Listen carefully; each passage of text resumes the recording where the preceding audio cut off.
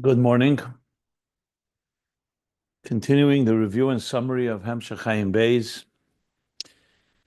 and its conclusion. We are on page 1467, top of page of 1467. Okay. So we now entered into the final stretch of this Hemshech, which is going to talk about, the headline is essentially the Hisbonenus, the contemplation in Shema, Hashem Echad, in the Achdus of Yichud, both Yichud Tata, Yichud Ilah, and the joining of those two Yichudim. With a purpose, like he said, once we understand that, we can go back to understanding how the Nefesh Elikis, through this contemplation, brings also makes it understandable also for the Nefesh Abamis, the animal soul, and in turn will lead to B'Haftas Hashem Elokecha, the love, B'chol Levavcha B'Shnei Yitzarecha. Just keep in mind that that part never was concluded. So we'll conclude the Hisbonenus, but he never comes back to the animal soul. But the Maimorim of Amagbir L'Shevis and the Alter Rebbe and the Mittler Rebbe do. They do continue. So we can draw from there, and we can conclude from there that would have been the continuation here as well. That's the premise. But right now, he began with the introduction. We learned yesterday a few questions. After talking about Ner Hashem Nishmas Adam, he asked about Ner Mitzvah. What are the three elements in the candle of a mitzvah? The wick, the oil, and the flame, the fire. He also said that in order to understand that, we have to understand that the neshama itself has the power, even though it gets siyua, support from the malachim. Nevertheless, the actual bir comes from the power of the neshama. And he asked, why is it dafka the koyach of a neshama to do that, to refine the animal soul? And finally, how can a neshama do that when the animal soul its personality is fundamentally antithetical to godliness? It's the hepech habit legame, take of hayeshes. So to explain that, he said, yesh lahagdim. We have to preface first, what is Krishma? The Krishma, the Pasha Reshena of Krishma, which leads to V'haftas Hashem Elokecha b'chol levavcha b'shnei yitzarecha. So he said, it's the Yichud Elyon, Yichud Ilah, which is Shema Yisrael Hashem Elokeinu Hashem Echad, and Yichud Tata Baruch Shem Kaved Malchusei Leilam V'ad. So Hashem Echad, referring to the utter unity of God, that He's the only reality. Baruch Shem Kaved Malchusei. Shem Kved Malchusei is already a reflection of the divine. So it's referring to Yehuda Tata, which he says corresponds to Sevav Kalalman and Mamala Kalalman, where Sevav Kalalman is the higher level of Yechud, Yechud Ilah, and Mamala Kalalman is the lower level. In the parentheses, he added that the Bnei Yeriche, they would say Shema without Baruch Shem, but the halacha is not like them, because you need to have both Yichud Ilah, Yichud Tata, in order to really reach V'haftas Hashem Elokecha. Then he broke it down and said these two levels of Yichud are also hinted to, or you can say the Shema Yisrael also has them both. That the two phrases Hashem Elokeinu is Yichud Ilah and Hashem Echad is Yichud Tata.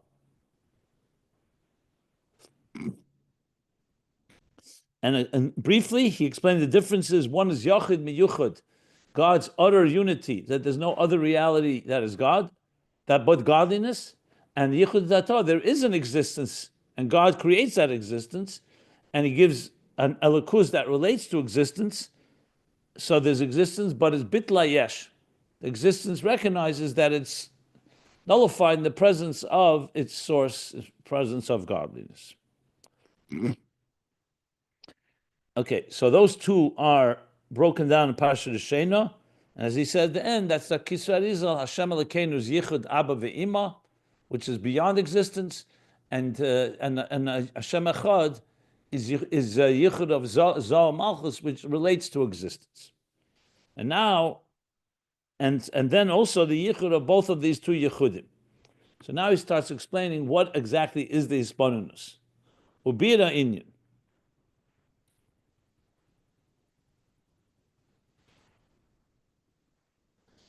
Top of page 1467. The pages can be found at ayinbeis.com. Let's explaining the inyan now. Who? BeisAyin who? Here's the explanation. Again, this is language of the Mittler Rebbe's Maimer HaMagbi with much elaboration of the Rebbe Rashab. The Yesh. The creation of existence is ma'ayin Yesh. This next section is going to talk about what's unique about existence. Because when you create something Yesh, as we'll learn, you take, let's say, a piece of raw clay, and you turn it and you shape it into a vessel. Or you take anything and you shape it into something else. So there, the bittul of the yesh to the yesh is not that big, because they both are from the same domain. When you take yesh ma'ayin, a reality that its entire existence is dependent on its creator, then the relationship is a far different one, as he's going to explain the difference now. So it's ma'ayin liyesh, pirush, ma'ayin mamish. What does ayin mamish mean? So ayin doesn't mean from nothing. It means from a reality that is completely different than the reality of this yesh. So when Bereshit bara l'kim hashamayim v'sa'aretz, God did not take one piece of matter and reshape it and create heaven and earth. He created a completely new thing. That's called yesh ma'ayin, ma'ayin mamish. V'lo yesh miyesh, hanikri ilav v'al, and not something from another yesh, meaning reshaping one entity into another, which is what human beings do in every possible way, which is called ilav v'al, cause and effect.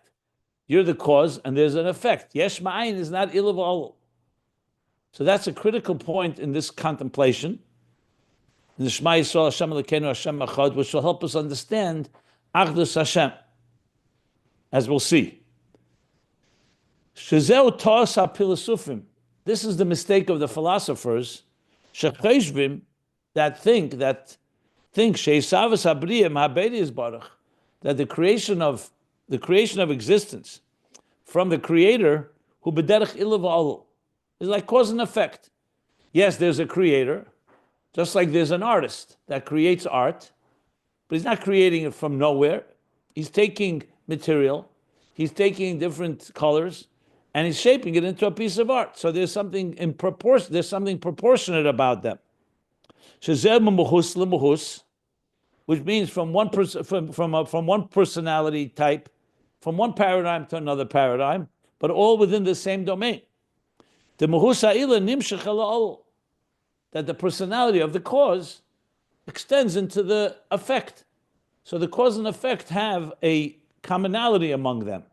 Yes, you need someone that shapes it, someone that creates it, the artist, the composer, whatever it may be, but that was the mistake of the philosopher. That's how they thought the creation was. That God was an existence, and he created another existence out of himself. What's a classic example of ilav v'al, cause and effect, yesh miyesh, seichel to midas? So even though seichel, intelligence, and emotions are two different realities, but they're both in the same world, they both exist. When you contemplate on an idea, let's say you contemplate on the qualities of a certain individual, it can arouse a feeling toward that person, that you enjoy their company, that you respect them, that you are attracted to them. So that's seichel midas. Shemahus ha-seichel nimshach ba'olol. So the ilo would be seichel, the cause, and the mahus of the seichel, meaning that very contemplation, makes you appreciate the thing that you're contemplating on. And that's the olol, that's the midas. So he's elaborating now to explain the importance of understanding existence as yesh ma'ayin, that there's nothing in common between the creator and the creation. In yesh miyesh, there's much in common. You're taking one entity and you're just reshaping it. Now, reshaping doesn't just mean taking one piece of clay and reshaping it. It can also be all the technologies that we build. So there could be wondrous things, but no one creates it literally from another reality. You're taking one form of reality and in some way manipulating it or maneuvering. So even when you talk about, let's say, the atomic energy, so no one's created the atom. You took the atom, we figured out how to tap into it through nuclear fission or fusion, and that allows us to access its energy, electricity. All the appliances and everything that we live by with electricity, we didn't create electricity. We learned how to tap into it. We learned how to tap into it and make use of it. So this doesn't minimize the achievement. It just is still a yesh miyesh. It's not a yesh ma'ayin. Like we talked about when we spoke about the difference in the nefesh l'kis and nefesh habamis. We said nefesh habamis, its seichel, even scientific wisdom, is always understanding the yesh. It's taking existence and dissecting it and trying to understand the anatomy of what makes things work, what makes things tick. Yesh ma'ayin, a scientist cannot talk about what put that reality in the first place. They could say, from the point we know, the Big Bang, let's say, we could discuss how that evolved into a world like ours. But if someone asks you who put the first ball of gas there, that's a leap. That's a paradigm shift from a ayin to a yesh. So the mistake of the philosophers is they look at existence as simply a chain of events with God being the first cause, so to speak. Let's call the first cause, and he in turn caused that and caused that. You know the famous joke, Chelam, the guy from Chelam. Chelam, there were no cars, there were no trains, there were no automated vehicles. They used horses and donkeys and so on. But once a Chelam guy came to the big city, after they had discovered the steam engine, which is the locomotive, a train, and he sees cars moving with no horse pulling them. And he's like, wow, what a miracle. He comes back to his town and he says to his townspeople, he says to them, you know, there's this new thing. They have a car that's moving and there's no horse pulling it. So they say, what makes it move? So he said, because behind it, there's another car that's pushing it. And they said, what's pushing that car? He said, there's a third car, a fourth car, a fifth car. Finally, after 8, 9, whatever, many cars, they said, and who's pushing the last car? He said, Daddy forgot to ask. He doesn't know. That's the way, the perception. So we could explain yesh miyesh. You could say something is moving because something's moving it. But what's moving the first thing? The first ilah, the first existence, that's already the leap from ayin to yesh. Then from yesh to yesh is already like the evolution of something. So, continuing along, he now explains in the parentheses, he says like this. Well, let me stop for a moment. If anybody wants to ask anything, that's a good time to stop that for questions. So far, comparing yesh miyesh to yesh ma'ayin, which is all part of understanding yichud tata and yichud ilah and the yichud of both these yichudim. This is what he's building now, the whole case. And again, this is built on briefly what the Alter Rebbe says on Magbir L'Sheves, and elaborated upon by the Mittler Rebbe, and the Rebbe Rashab is taking it even further. So he's taking lines from the Rebbe Mittler Rebbe, but he's adding, like what we're reading now is already the Rebbe Rashab's addition. So now in the parentheses, here's what the Rebbe Rashab adds. V'yadua, ta'askolos ha'seichel b'chlal hu ha'ora levad. So he talked about seichel and midas as being cause and effect, where your mind appreciates something, and that in turn gives birth to a feeling toward it. So it's cause and effect. It's two different realities, emotions and intellect, but they are commensurate to each other. So he says, now in general, keep in mind that conceiving an idea in general is not an atzmisdik thing. It's a ha'ara levad. It's not the etzem hanashama. Loi atzmi. It's not atzmi. Atzmi means something that's fundamentally part of who you are, your essence. Seichel and midas are faculties of the nefesh, but they're not the nefesh itself. It's like instruments of the nefesh, faculties, attributes. V'hainu, that which means the gam masha maskil b'seichel ha'atzmei harizera ka'ara. So it's not just the seichel that's transferring its information to your emotions. That's a reflection. but also the seichel itself, even that you conceive in your own mind, is only a reflection of the etzem. I'll explain ha'ara and etzem a little more in a moment in this context, but let me just finish just read the whole parentheses, a few more lines.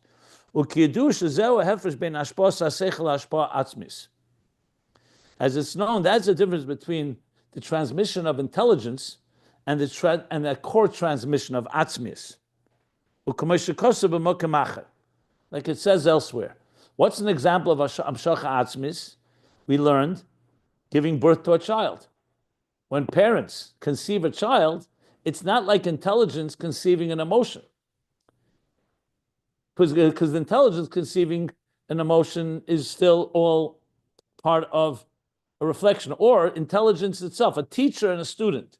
You call that a hashpa sasechel, not hashpa atzmis, because the teacher does not create the mind of the student. If the student did not have a mind of their own, meaning a keli at least, the teacher could never explain anything to the student. Can a teacher explain something to a stone, to a tree, to an animal? No, because they don't have the seichel that's necessary to understand that idea. So the student has seichel. So the atzmi of the teacher is there, the atzmi of the student is there, and now the seichel of the teacher, the seichel of the student, but what he's passing on is this ha'ara of seichel. He's not creating seichel.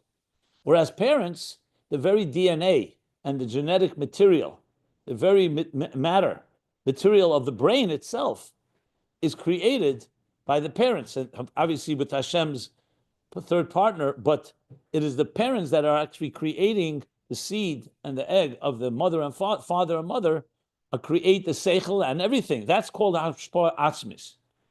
So it's different than a teacher and a student, where they both exist, and the teacher is teaching the student. This doesn't mean he can't teach him powerful things. And we also know teaching someone is like giving birth to them, but that's spiritual birth. That's not actual biological birth. Whereas ashpa atzmis, you're actually creating a new child, a new entity.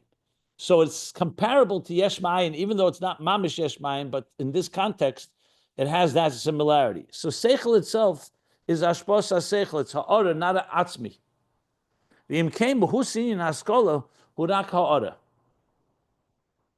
So the very muhus of askola is only a reflection. And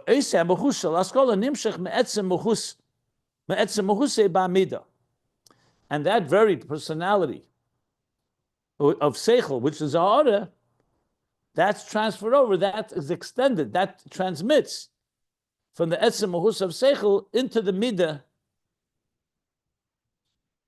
into the emotion that it conceives. What's the Rebbe Rashab adding in the parentheses? He's adding, because if you said, for example, that seichel is an atzmi, then you'd have to say there is a form of yesh ma'ayin, because the midah is being conceived by the seichel. The seichel is a different reality. It's an atzmi. The midah is ha'ara. Is only a reflection that's extending from the seichel, that's being conceived by the seichel.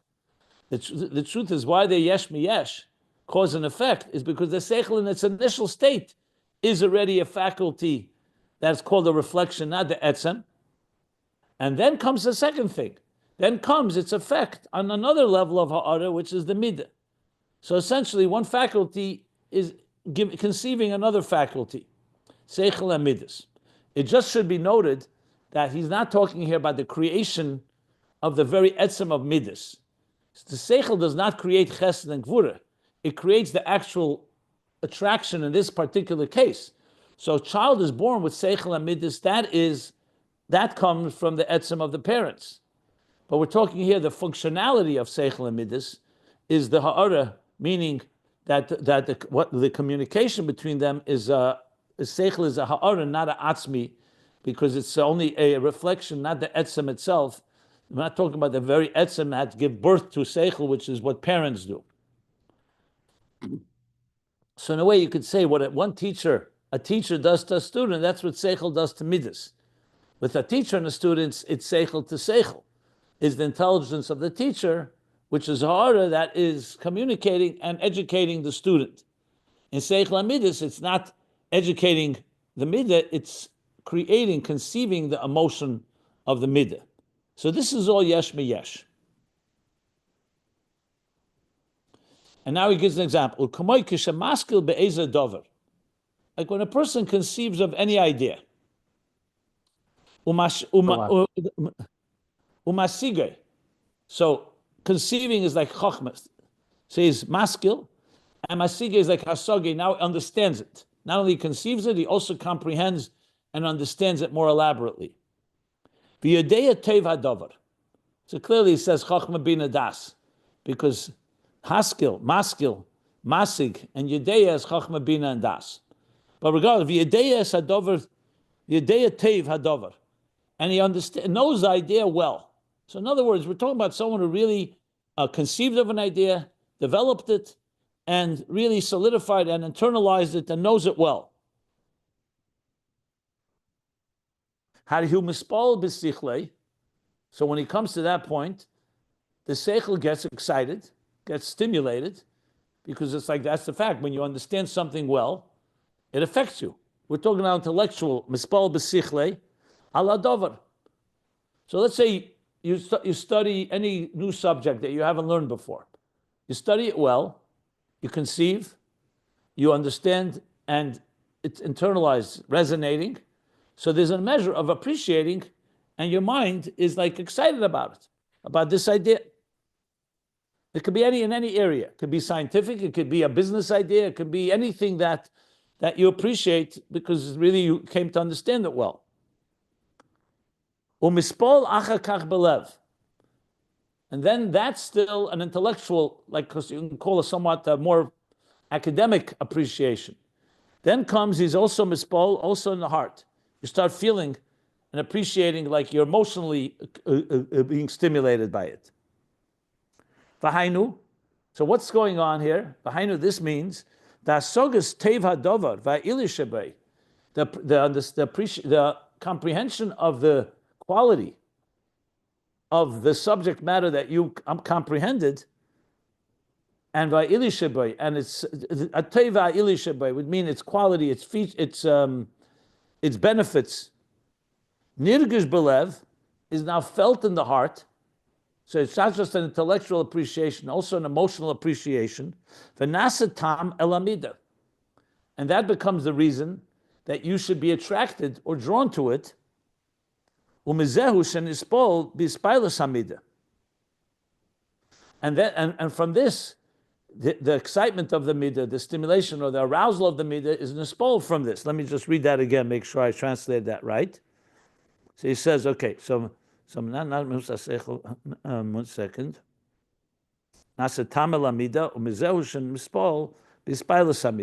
Right. So it all began by appreciating it, which only can come through understanding it. And this in turn turned into giving a cause and causing the ispailas, the excitement of an emotion, and you're attracted to it. So now you appreciate it. Your emotions are drawn to it. And this is what it means. So it's not just that. Well, let's explain. That means from the very personality of the seichel, which is ha'ara, which he said in the parentheses, is nimshach, is extends and drawn into the motion. Meaning that the awareness of the goodness, of the quality of this thing that he understood, b'seichel, bo belev, has now entered and arrived into the heart. Shenasa b'chinas tam alamida, has become, the seichel has become a reason, a compelling reason for the emotion that you have. So if someone says to you, why are you attracted to this and this? You'll say, because I appreciate it. If you would read about it, if you'd study it, if you'd observe it, and you would go through your own intellectual process, you'll also like it. You'll also be drawn to it. So basically, we're not talking here about natural impulses that people have just hardwired into their being. We're talking about a midah that's a result of a contemplation. Tamal midah. And the spilus of the seichel has now been transformed to become a spilus in the midah shebelev. It could have remained in the mind, It could have been an academic, an abstract appreciation of an idea. There are many ideas that you get excited about intellectually, and that's where it remains. But here it's become personal, meaning personal as in subjective emotions, that the spilus of the seichel has been transferred over to, and it has been nasa, has become the spilus of the midah. Now you could ask, why is he elaborating so much? So clearly he wants to give us the whole deed, because the Mittler Rebbe, who himself was Bina compared to the Chacham of the Alter Rebbe, elaborates, but not so much. Here it's an extensive elaboration. My understanding is because he's trying to make it clear, to appreciate Yesh Ma'ayin, you first have to understand what Yesh Miyesh is. And Yesh Miyesh, the classic example, is Seichel Midas. So the very understanding of how we develop emotions in our lives. And again, we're talking about emotions that are guided by and conceived by intelligence, not just impulses that are just random and so on, are a classic example of how one yesh becomes another yesh. But the reason he's saying seichel midas, like you could think it's a lot easier to just take a raw piece of clay, or I mentioned before, technology. Take electricity, take atomic energy, and turn it into all the fascinating and breathtaking appliances we have today. That's also yesh miyesh. However, seichel midas is more sublime. It's not something tangible and physical. And the Rebbe Rashab wants to elaborate, based on the Mittler Rebbe and the Alter Rebbe's example, that when the Nefesh Elokis contemplates in Shema Yisrael, Hashem Elokeinu, on Yesh Miyesh, in contrast to Yesh Ma'ayin, we'll soon get to Yesh Ma'ayin. Yesh Miyesh, using Seichel Midas as an example. So you see here how Seichel Midas, as much as they're different worlds, because intelligence is good intelligence is an objective perspective on something. Midas is your subjective emotional reaction. And yet, one is transferred to the other, because that's what good intelligence becomes, is when you understand something well, it will give birth to a midah. So the spilus of the seichel, of the quality of your mind, understanding something, now becomes the spilus of the midah. Now, mind you, you're not going to find this in the animal world or in any other world, like we learned before about the nefesh habamis, because the nefesh habamis has seichel, but its seichel on its own is about its own needs. So it's hungry, it looks for good grass, or for good food, or whatever, or it looks for a shelter for itself when it's young, to protect its young. But the idea of to sit down and contemplate on something new, and that new contemplation should give birth to an emotion that should attract you to it, and therefore you act on it, so to speak, you're drawn to it, is unique in this process. But it's a yesh miyesh experience. And that's why, indeed, you see human beings who always want to improve their lives, study nature, study existence, and are constantly improving the way they live their lives. Our homes are better, our technologies are better. You don't find that in the animals in the wild. So this is a unique experience, contemplating on something, appreciating it, learning about its qualities, and then turning it into an emotional experience that I want to have it in my life. And I want to I'm emotionally drawn to it. So that's the Muhus HaSeichel becoming Muhus HaMidah. Hispalus HaSeichel, not because Hispalus HaMidah Shebelev. Now, another parenthesis, I see this one. Let's see how long this is. This is a longer parenthesis. But before I continue, let me stop if there are any questions. I would definitely wait till he finishes the whole subject, which is probably going to go till the end of the paragraph of what Yesh Miyesh is. But any questions? Why? Cannot hear you. We cannot hear you. We cannot hear you. Parents can hear me. Why? You hear me now? Now, go ahead. Why is he saying because it's a aura, that's why it's a yesh miyesh. Even ba'atzmi, like parents and a child, it's also a yesh miyesh. It's the same really. As a matter of fact, Chassidus says giving birth to a child is compared to yesh ma'ayin. It's not mamish yesh ma'ayin because there is a seed and there is an egg, and they have DNA within them, etc. But you can't compare that to somebody teaching someone seichel, because when you're teaching seichel, there's no, the teaching seichel, you're taking seichel and you're transferring it to another brain. It's like downloading from one place to another.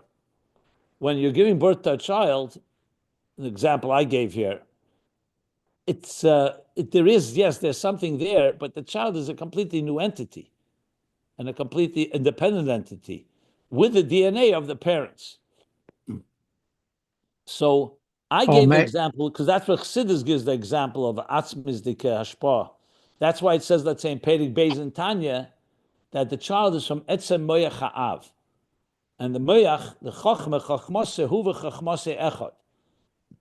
Whereas a student is not from etzem moyach ha'mashpia, harav. It's ha'orah from the, so seichel is by etzem ha'orah. So yes, you could say there is an element, but it's not really ha'orah when you're dealing with the birth of a child as an example. You wouldn't call it a ha'orah. You can say it's not mamish yesh ma'ayin, but let me put it this way: seichel for sure. The hashpah seichel is definitely a ha'orah. Seichel is ha'orah and mid is ha'orah. So it's more of a. It's not. In other words, it's not a relationship between a atzmi and ha'orah. It's a relationship between a ha'orah and a ha'orah. That's what I think is part of what he's trying to say about why he's explaining it this way, because. Like if you were to say from the nefesh ha'adam comes seichel amidus, there you could say the nefesh is not made up of seichel amidus. Seichel amidus is a faculty of the nefesh. Etzem nefesh is beyond seichel. So the etzem nefesh is atzmi, comparatively speaking. Seichel amidus is already a faculty, an expression of the nefesh. So that's what I think is what he's trying to contrast here. It makes sense. Maybe it means also that parents and a child, maybe it is SMLSM, but this is still Ilo ve'olu. The only Yesh me'ayin is the Eibishter, because there it's not, there's no Ilo ve'olu. Maybe, I don't know. Well, right here, he's saying there's a thing called Amshacha Atzmis, and Hashpah Atzmis may not be, he's not necessarily mean Yesh Ma'ayin from the Boida, the Bria Sa'elam. He looks like he's talking about Hashpah Atzmis. That's why I'm giving the example of birth of a child. That's how he usually explains the difference between Hashpah Sa'sechel and Hashpah Atzmis. Let me put it this way. The birth of a child is closer to Yesh Ma'ayin than it is a teacher to a student. That's very clear to me, at least.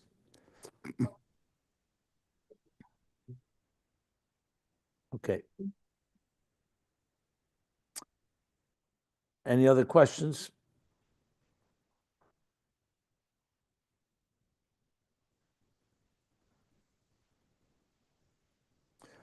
Now he continues to elaborate on this relationship between two entities that are two different entities, but they still are yesh miyesh, ilav all cause and effect. And seichel amidus is what he's using here. So he says like this, another parentheses explanation. You could also, just for the record, imagine that when the Rebbe Rashab said Shema, he's giving us a taste of what some of the things he must have contemplated on. So he's giving us exactly what did one contemplate to understand and appreciate the creation and Hashem and creation by contrasting it with existence. So he says now like this, V'hu Eiseh Muhus. So the Spailas Hamidah Shebelev is the same personality, Rak Shabo Ba'akshami Yeser. The difference is that in Seichel it was more sublime. It was a concept.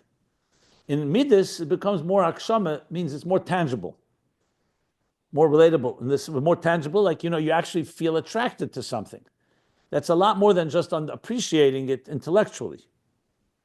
Let's see how he explains this and why he's explaining it. The B'seichel hu yediyas teva davar be'etzem. When you understand something and appreciate its quality, you're fundamentally appreciating this thing is a quality idea or quality concept or quality entity, period. He understands be'etzem. Ubelev, when it comes to the hergish, betuv adovar, a love, there it's that it's good for me. It's not just that it's good abstractly, conceptually. So concept is more abstract, meaning it's a good thing, but you've not yet related it to yourself. When you say I'm attracted to it, means it's not just good, it's also good for me. So tev hadover love, eich shaloi tev hadover. How it's good for him. So Chassidus, earlier in Ayin Beis, I marked here chapter 33, chapter 39, he also speaks about it. The difference between saying that you appreciate that something is good, and then you say it's good for me. And there are many examples of that. And it's much more, it becomes much more internalized, obviously, and more tangible, more bakshama, the hergish halev. But if the hergish halev came from the hergish haseichel, to really drive the point home. It's an idea, it's something I use a lot in my own work, especially when you counsel people and when you advise people in different situations. We all know, I think it'll really add a lot to this, to understanding what we're reading here. We all know like this, that the biggest problems in a person's life are in the realm of emotions. What do I mean by that? If we only had a brain, think of a computer doesn't feel. A computer is not vulnerable. A computer is not insecure. It doesn't have any trust issues. A computer just processes information. So if we were just a computer, God forbid, so then whatever happened in our lives, let's say a person grows up in a dysfunctional home, or there's abuse, or other things, a brain is not affected because there's no emotions involved. It's a machine. It processes. It doesn't mean that everything that it processes is pleasant, but it doesn't have that emotional impact. The real area where all our psychological challenges take place is in the world of emotions. The problem is, like he says in Tanya, chapter 9, that the emotions affect the seichel. Like he says, just like the blood of the heart rises to the brain and feeds the brain, so to the emotions, when a person is, let's say, emotionally afraid of something, or you feel insecure. I'm talking negative emotions now. Obviously, it applies also to positive ones. So the emotions of a person affect the mind, that the mind also begins to be influenced by the emotions. So a person, let's say you come to a situation and something happens in your life that is traumatic, painful.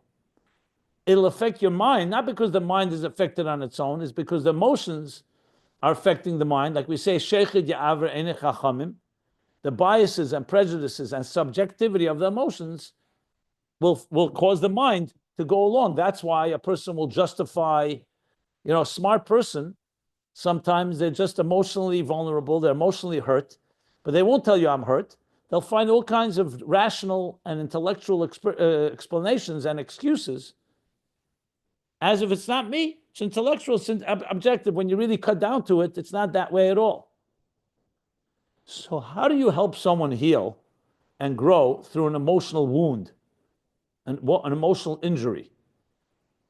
So there's a concept, you may or may not have heard of it, called a cognitive life raft. You create a cognitive life raft. What's a life raft? When you're in the water and the water is stormy, and you don't have protection, it's dangerous. So you have a life raft. A raft is like a little boat where you can be on so that it protects you from those raging waters. What's a cognitive life raft? Is the mind, because the mind fundamentally is an objective reality. So if a person, for example, just a simple example, a young child wakes up in the middle of the night crying. You come to your child and say, why are you crying? There's a monster in the closet. He had a bad dream, so he thinks there's a monster in the closet. Now, obviously, you can open up the closet, show there's no monster. That doesn't mean the child will suddenly feel relaxed, because it's an emotional reaction, whatever reason. So what you do is you comfort the child, obviously, but slowly, you try to speak to the mind of the child after they're calm and say, let's look around the room. Let's look under the bed. Let's look in the closet. So the emotions of the child are still scared, but the mind of the child you hopefully can communicate with, and the child will say, yeah. And once the cognitive life raft has done its job, the emotions can begin to free themselves. In very many cases, in relationships especially, people who've been emotionally hurt don't show themselves. They don't want to be vulnerable again. So they hide. They hide not literally under a table, but behind armor, behind all kinds of defense mechanisms. So what do you do when a person's been hurt? You can't just tell them, no one's asking you to sign any contracts, you're not. No one's asking you to sign any contracts, you're not committing to anything. But once the mind says, I did the research, this seems to be a safe place, this seems to be a safe person, then the emotions can be slowly nudged and slowly get closer to being able to explore. Not always that simple, but the process, I think, helps a lot to understand a bit what the Rebbe Rashab is saying here. I think helps a lot to understand a bit what the Rebbe Rashab is saying here. Because what he's saying is like this. He's saying that in the midas, it's good for me. But before you get to say it's good for me, first you have to know that it's good, period. And an emotion is not always ready for that. The emotion may say, no, I need to know more information. The seichel can appreciate something, but it still remains a seichel that could think. So it's just, I think, a way of explaining a bit more. The Rebbe Rashab is speaking about it, obviously, in a very direct way when you talk about seichel, appreciating an idea. I just wanted to make it a little more personally relevant in scenarios that we can relate to make it understandable what he's saying here. So to go back to what he said, so he says, so the midah is actually the seichel the experience. Appreciation of it is actually being transferred to the midah, exactly that mahus. Like in the case I just said, that when you learn that the seichel says this is a safe thing, so the emotions can hear that. And once they hear that, they in turn, but it's more ba'akshama, because now it's about it's good for me, not just that it's good, period. Shalei tev hadavar. And he continues to discuss this transfer from seichel to midas. Again, appreciating why he's saying all of this, I think we'll understand it once he contrasts it with Yesh Ayin. Because that's really where he wants to go to, because he began the whole thing was the mistake of the philosophers that compare the creation of existence to Eilav Va'olol, cause and effect, Yesh Miyesh. But meanwhile, he's discussing right now this Yesh Miyesh, seichel to midas. So now he says another thing. V'chein ha'yispilus, an additional point, the yispilus hari b'seichel hu bilti murgish. So one thing difference is in the seichel, it's just the concept is good, but you don't yet say it's good for me. Additionally, he says, in the seichel, the haspilus is not really felt. You don't really, it's not discerned, it's not discernible. Even though it's there, it's not a congealed feeling, so to speak, a defined feeling. Ubederech klal hu shemispol b'sichle al etzem hadover hatev. Okay, one second. Let me go slowly here, because the Rebbe Rashab is giving us a lot of details here. So another thing, it's not bilti murgish. When someone will say to you, your mind is excited, yeah, you appreciate it, and there's a certain intellectual excitement, but you can't compare it to the tangible feeling when you're really attracted to something.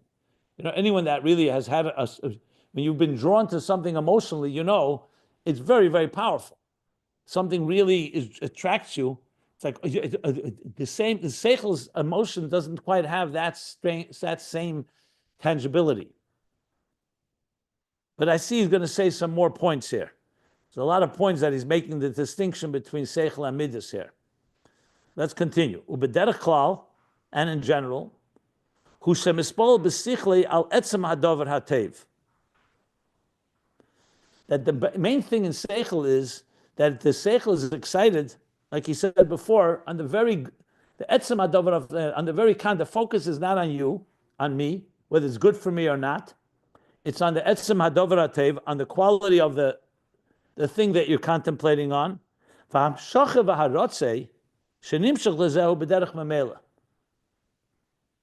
And being drawn, and the longing for it that comes because you appreciate it is automatic.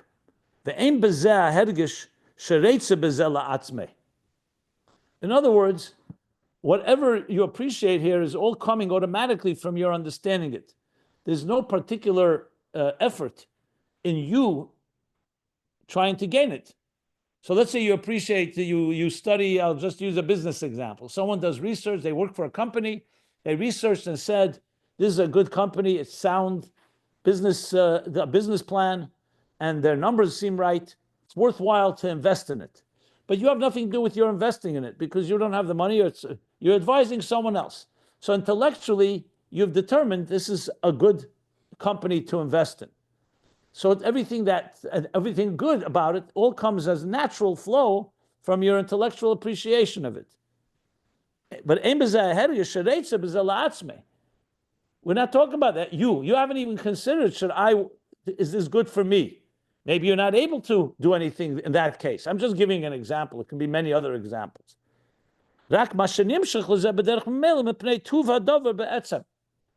It's only that automatically, being that it's something of quality, it attracts you intellectually because the thing is a good thing.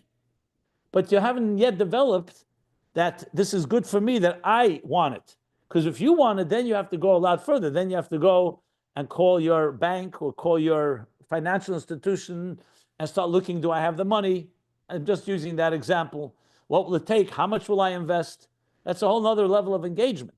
That's already an emotional engagement because you're doing it yourself for you. You're not just intellectually established that it's a good thing, and then you move on. Here, it's but when it comes into the heart, now it's something that you get excited about. Now you're going to act on it, meaning your emotions are drawn. It's a stimulation, a very tangible stimulation. He's excited and he wants this for himself, and he'll do what it takes to get it. Okay, so therefore what we said here is that it's muhus lemuhus. The muhus ha-seichel has transferred over to the midah. The only thing is, in the midah it's much more tangible, and he gave a few reasons for that. It's not just the abstract concept, and it's also more tangibly felt. So now, so then, if they're so different in that sense, what's being transferred from seichel to midas in this yesh mi yesh il v'olol relationship? Hurak bechinas ha'achrena. It's not the full intensity of the intelligence. It's only its result. It's only its conclusion that it's a good thing. Hainu hayediyah betuv adover. The midah does not have to know all the analysis and all the discovery and due diligence that the mind went through. The mind can do, the research could have taken a month, it could have taken weeks, or I don't know, hours. The midah just is taking from the mind the conclusion. Like I said before, the example, the conclusion is this is safe space. This is a good product, a good business, a good idea. So it's only getting that. The midah is not taking the etzem sichli, the seichel of the idea itself. The midah does not need to know those details, and it's not interested even. It's enough. My seichel told me, I did my research, and now I will. Now I'm stimulated by that, and that's what causes the midah to be drawn to it.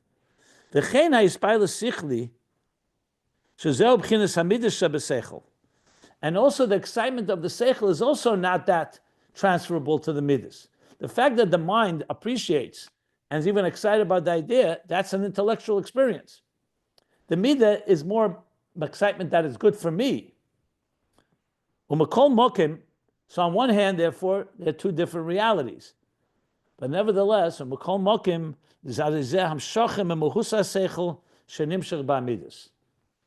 despite this, nevertheless, it's still the hamshach from muhus ha-seichel into the midas. And delve into what it says in the Maimer. Here's an example of a Maimer Reish Ayin Ches I mentioned yesterday, 1918. That means that this was written at least after that, sometime after that. So what did the parentheses come to add? The parentheses came to add that when it says in the Maimer that from the Muhus ha-seichel goes to Muhus ha-midas, he wanted to qualify that on one hand, it's they have something in common. On the other hand, it's not literally like pouring a cup of water or pouring a pitcher of water into water. There's no shinui, and there's no change like we're talking about here. There is a shift. You're going from the world of seichel to the world of midas, but nevertheless, it's still the fundamentals are in common because you're appreciating something. The seichel appreciates it. It then transfers over that appreciation to the midas, that the midas can appreciate it as well on their terms in a more hargosha, more feeling, more tangible way, and not necessarily that the entire seichel is transferred over to the midah. The midah is not a seichel. The midah is an emotion. Again, the relevance of this to the entire context, I'd wait to see how he concludes with all of this. But that's what he said here. Okay. So that ends the parentheses. Let me stop again for any questions.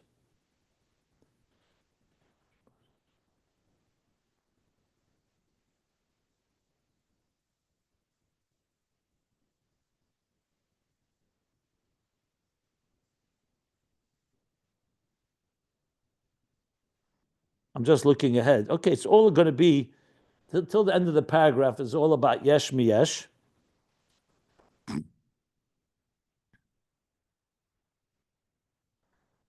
Yeah. And we'll see from the conclusion of the paragraph why he's bringing it. He does spell it out. He's going to spell out why this is important. Because then, the next paragraph, he's going to go back to speak about Yesh ma'ayin, how creation of existence is not like this, which is going to ultimately help us understand Achdus Hashem. Because if creation, I'll just say this, if the creation of existence is similar to Seichel Amidus, so Seichel Amidus, affect each other. And therefore, to say that God created the world and he maintains his utter unity would not make sense if it was Yesh mi Yesh. Because Yesh mi Yesh, they have a relationship with each other. There's something commensurate, there's something in common among them. And he wants to come away to show that existence is so distant from creation, the creation is so different from creator, that the creator remains completely intact. And that's why Hashem Echad, even though there's a whole existence that he created. But we'll learn this more in detail. I just wanted to give you the headline of what we're going to be learning as we go further. Rabbi, I have a question, if I may. But he's going to spell it out in more detail as we learn this further. I just wanted to contextualize it a bit. And this is going to go for a good few, let's see here. Yeah. So this is all going to be about the relationship, the things that have relationship.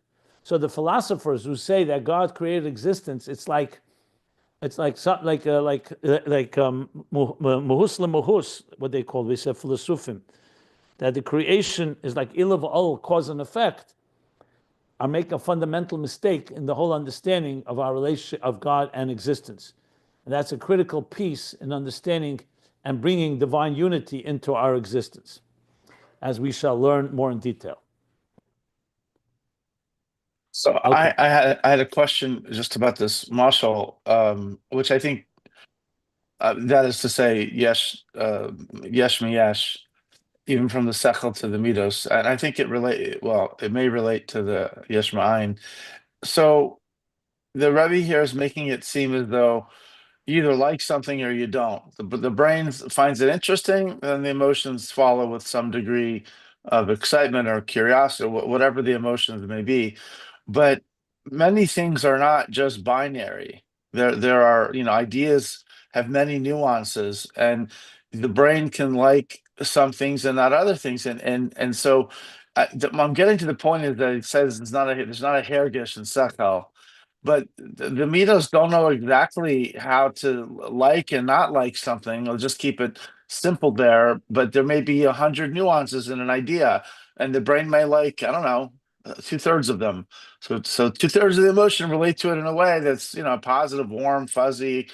But the other third, no, and that's all determined by the brain. So there, it seems as though the brain has hashpah in its own right on what the emotions are going to feel. It's not like or What's not wrong like. with that? That's fine. Where does he say? What did you read here? What did we read here that contradicts what you just said? I guess I'm taking it, and you're going to say I'm processing, but when you talk about elikus, and you try to say, well, it's yesh ma'ayin, so Let's not use elikus. I'll use a simple example. uh, Let's say somebody's dating someone to get married for marriage, and initially, the emotions are kept at bay. You know, you don't want to react emotionally. So the mind is exploring, asking questions. There's discussions, conversations, and it's a package deal. You see, a person has a lot of qualities. Obviously, the mind sees some faults. You know, you can see some faults. So it's a package deal. The mind, the person, at some point starts saying, you know, overall, this seems to be a very good candidate to be my soulmate. Doesn't mean they're perfect. Or the mind comes away, like you said, and says, you know what, 2/3 of this person, I'm just using 2/3 as a number, is not really what I would like. The mind does not like it. There's different qualities and so on. And it's not worth it. So the mind is telling the heart, the emotions, here's what I discovered. It could be 100% perfect. It could be 50%. And yes, based on that, the mind concludes it's worthwhile pursuing. Now the emotions listen to that, and then they engage. Now that's the process here. So so the mind is the one that is informing, and it could be that something has positive qualities, has negative qualities. That's exactly the process here. The key is that to know that whatever the mind concludes then is transferred over to the emotions, and the emotions then engage and say, now, is it good for me? Not just you told me it's a good idea. Is it something that I want? And the emotions are now, when the emotions engage in that way, then they are attracted to it, not just intellectually, but also emotionally. That's what he said here, essentially. So it doesn't make a difference whether the mind fully appreciates or half or not. That's part of the process. What was you see what I'm saying?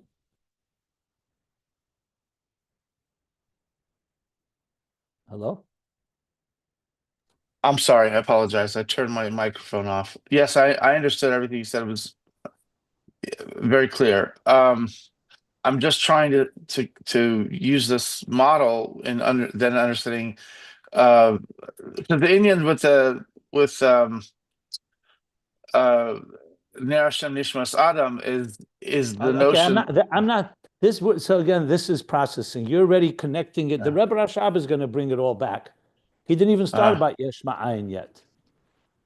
This ultimately is going to come to explain how we contemplate on godliness and existence. He hasn't come to that. You want to jump Yeah, ahead? that's That's the where I next was page. going. That's the Yeah. next page. That's the next pages. All right, I'll wait. I'll wait. Like we all are. Yeah. I mean, you could always look ahead. That no one, you I can look know. ahead. I had this question last time and I couldn't spit it out. And the problem is we get there and I forget to ask it, but that's okay. I'm gonna literally write it down. When we get there, I'll ask it. Or you could read ahead if you like. It's perfectly fine. It's confusing there for me too. I'll wait. Thank you so much. Sorry for interruption. No problem. Okay, so we'll stop here. We'll stop at the end of the parentheses on page 14.